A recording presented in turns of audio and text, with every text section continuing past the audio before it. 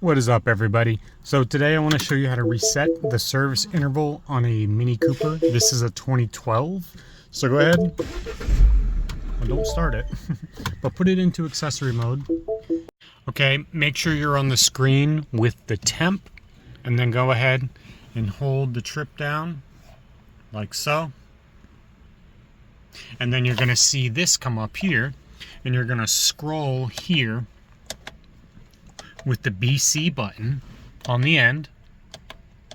So let's see, I just did the oil change, so I'm gonna hold the BC down, and it's gonna ask reset, so I'm gonna hold down again,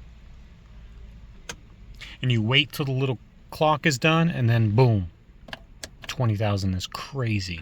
Okay, and then if you want to reset this one, same thing, reset, boom boom.